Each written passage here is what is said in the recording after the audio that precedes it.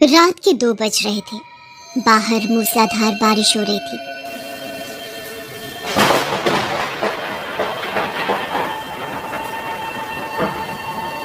अभिजीत और विवेक living room के TV पर ये हॉरर मूवी देख रहे थे। विवेक अभिजीत के घर रात को सोने के लिए आया था, क्योंकि उस दिन अभिजीत के mummy papa out of town गए थे और अभिजीत घर पर अकेला था। तभी टीवी में मूवी का वो डरावना सीन चल रहा था, जिसमें वो चुड़ैल टीवी के बाहर निकल कर आती है। वो दोनों भी बहुत ज्यादा डर गए थे। तभी घर के दरवाजे पर किसी ने दस्तक दी और दोनों की सांसें रुक गई। भाई, इतनी रात गए कौन आया होगा? कहीं वो सीरियल किलर तो नहीं है ना? तभी फिर से किसी ने दरवाजा पीटते हुए दस्तक दी। कौन है? अभिजीत ने डरते हुए अंदर से पूछा, पर बाहर से कोई भी जवाब नहीं आया। मैं पूछता हूँ, कौन है? विवेक ने जोर से चिल्लाते हुए पूछा। मैं हूँ, ईशा। बाहर से एक लड़की की आवाज आई। दोनों सोचने लगे कि रात के 2 बजे ये लड़की हमारे घर क्यों आई होगी।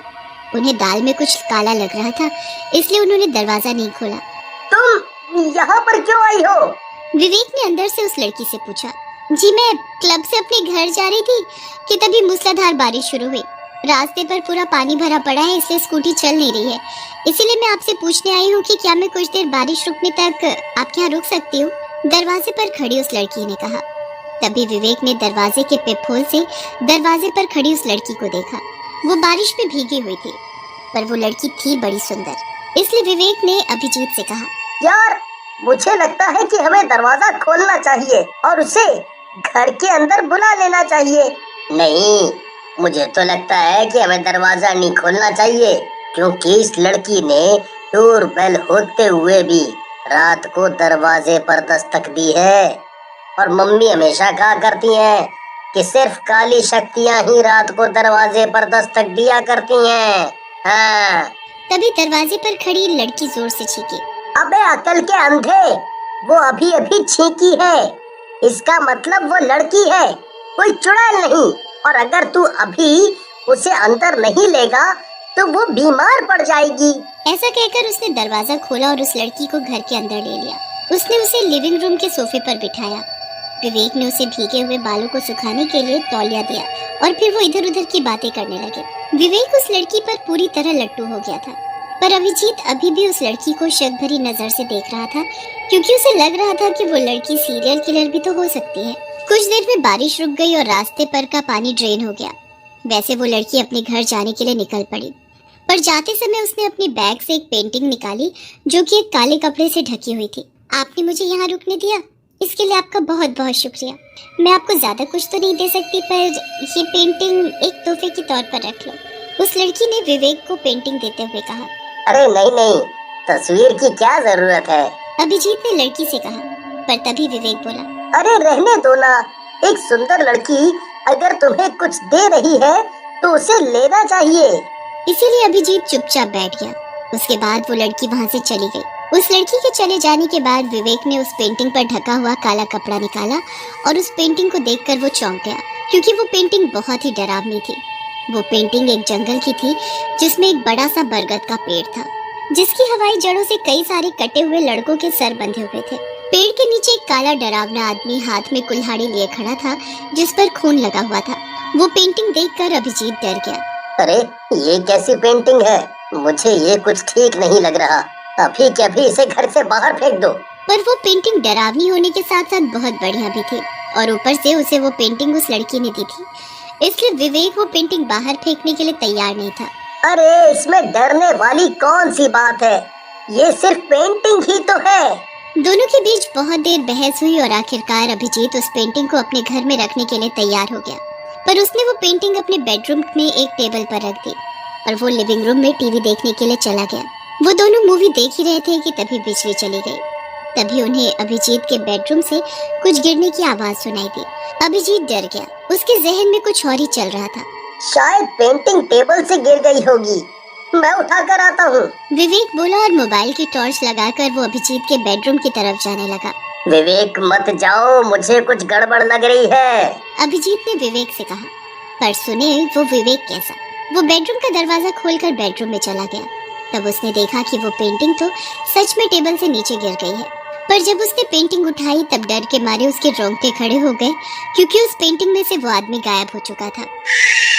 ये पेंटिंग में से आदमी कहाँ चला गया?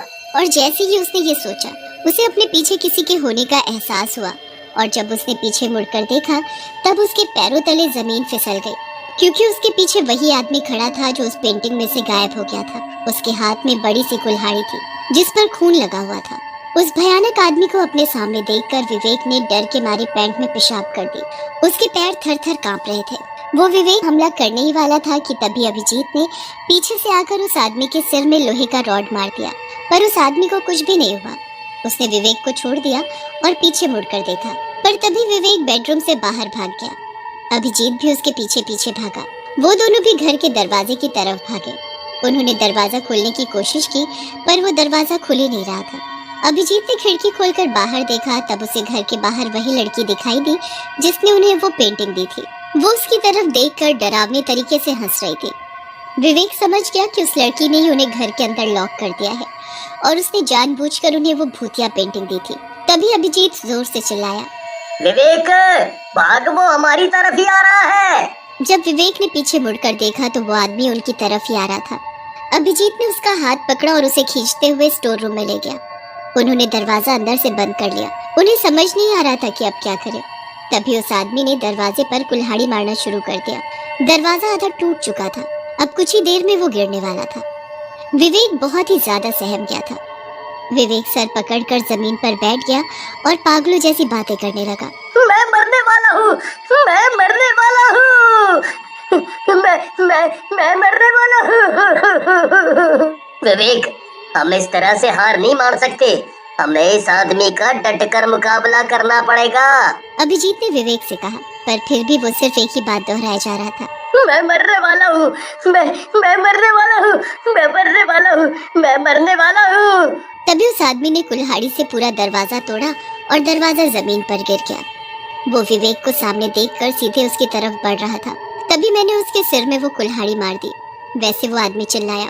उसका सर 2 टुकड़ों में बढ़ गया और वो नीचे गिर गया। वो जमीन पर पड़ा हुआ तड़प रहा था। पूरा फर्श उसके खून से सिंच गया था। मैं विवेक के पास गया। विवेक, वो मर चुका है, अब हमें कुछ नहीं होगा।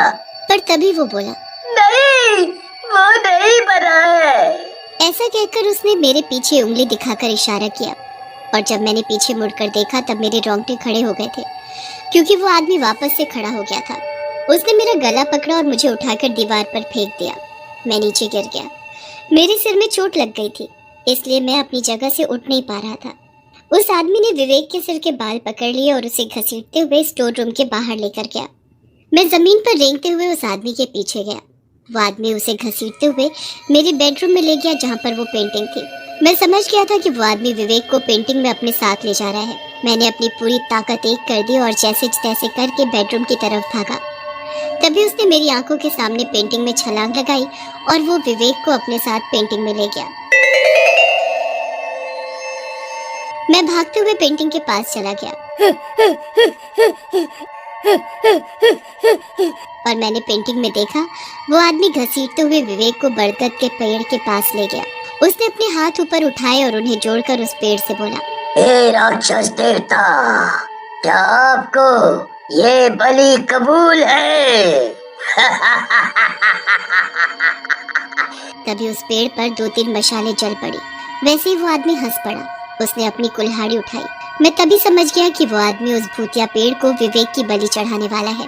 मैंने वो पेंटिंग उठाई और उसे हिलाने लगा, क्योंकि मुझे लगा कि ऐसा करने से वो आदमी पेंटिंग के अंदर इधर उधर हिलने लगेगा और वो नीचे गिर जाएगा। मैंने पेंटिंग हिलाकर उस पेंटिंग में देखा, पर तभी उस आदमी ने कुल्हाड़ी से विवेक का सर धड़ से अलग कर दिया और वो कटा सर जमीन पर गिर गया। विवेक की लाश जमीन पर तड़प रही थी। उसने मेरी आंखों के सामने विवेक का सर काटकर उसे मार डाला, पर मैं देखने के सिवा कुछ भी नहीं कर सका। मैं रोते हुए पेंटिंग में देख ही रहा था कि तभी उस आदमी ने मेरी तरफ मुड़कर देखा और बोला, मैं आ रहा हूँ। मुझे लगा कि वो आदमी अब तस्वीर के बाहर आ जाएगा। मैंने बिना समय गवाए मेरे सभी कपड़े उस पेंटिंग के ऊपर फेंक दिए और मैं एक कपड़ा लेकर किचन में भागा। वहाँ मैंने उस कपड़े को आग लगाई और उसे लेकर मेरे कपड़ों के ढेर पर फेंक दिया। देखते ही देखते मेरे कपड़े जलने लगे। और उसके साथ साथ वो भूतिया पेंटिंग अभिजीत के सामने आग के लपटों में जल रही थी।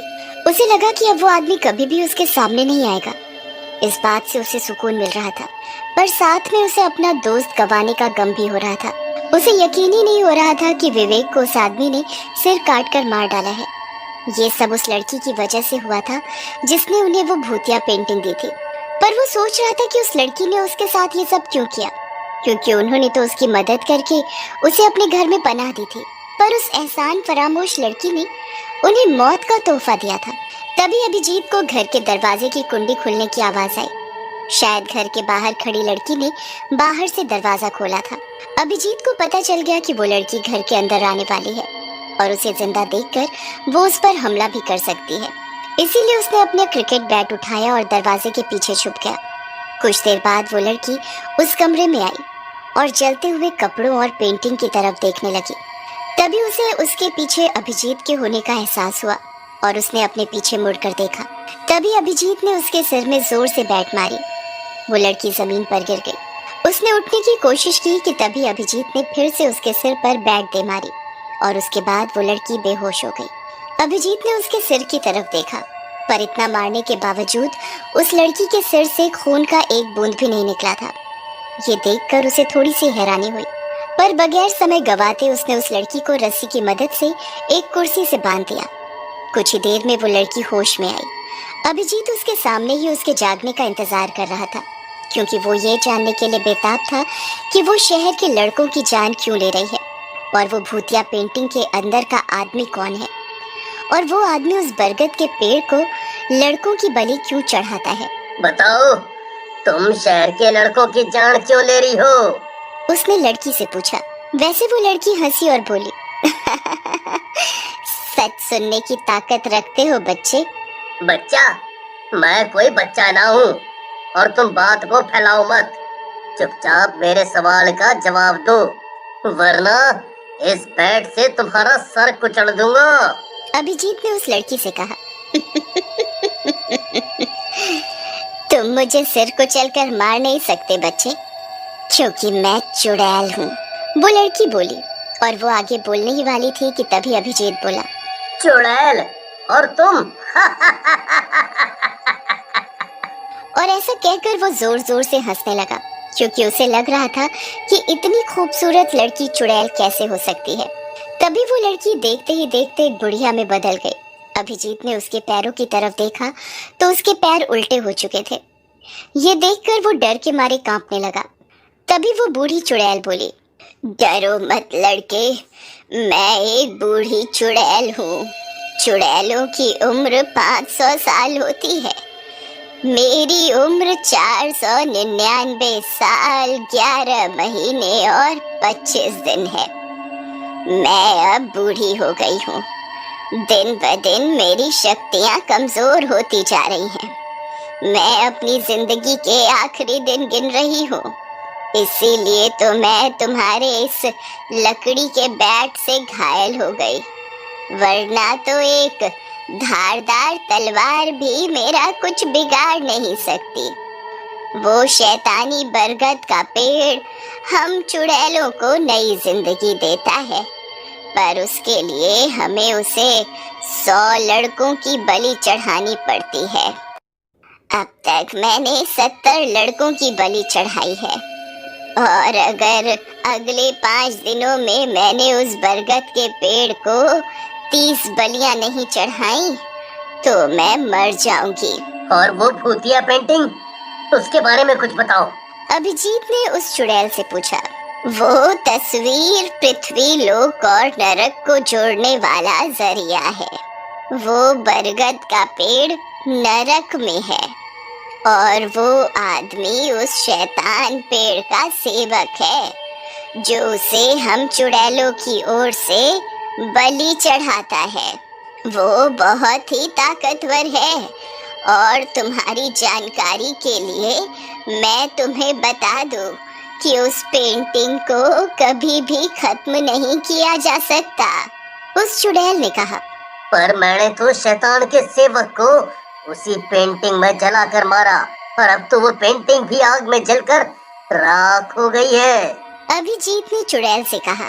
तभी वो चुड़ैल हंसी।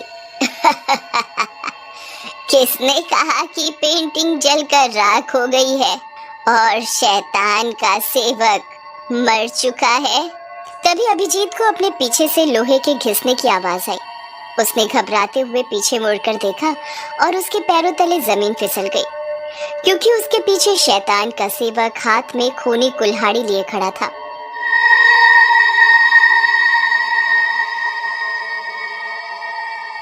उसके पीछे जमीन पर कपड़ों की राख में पेंटिंग पड़ी हुई थी। इसका मतलब उस राख से वो पेंटिंग फिर से जन्मी थी। वो सेवक अभिजीत को पेंटिंग के अंदर लेकर गया।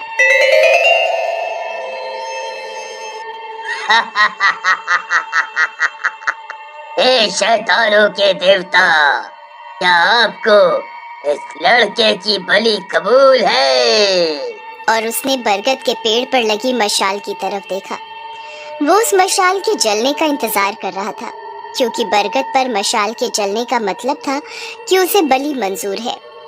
पर उस पेड़ पर की मशाल जली नहीं, इसीलिए उसने अभिजीत को छोड़ दिया। उसके छोड़ते ही अभिजीत अपनी जान बचाकर जंगल में भाग गया।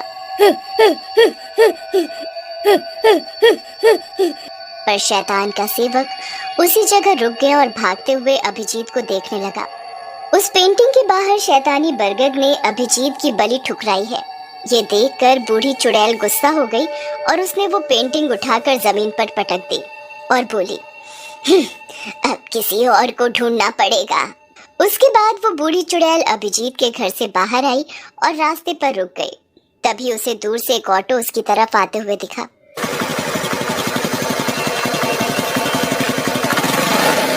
वो ऑटो उसके पास आकर रुका। कहाँ जाना है माँ जी? ऑटो ड्राइवर ने उससे पूछा, और जब उस बुढ़िया ने ऑटो ड्राइवर की तरफ देखा तो उसके चेहरे पर मुस्कान आई। क्योंकि वो ऑटो ड्राइवर कुछ 19-20 साल का नौजवान लड़का था। अगले नाके तक छोड़ दो, वो बुढ़िया बोली, और ऑटो वहां से निकल पड़ा। Please subscribe my YouTube channel. Video को शेयर कर दो, कमेंट कर दो, लाइक कर दो।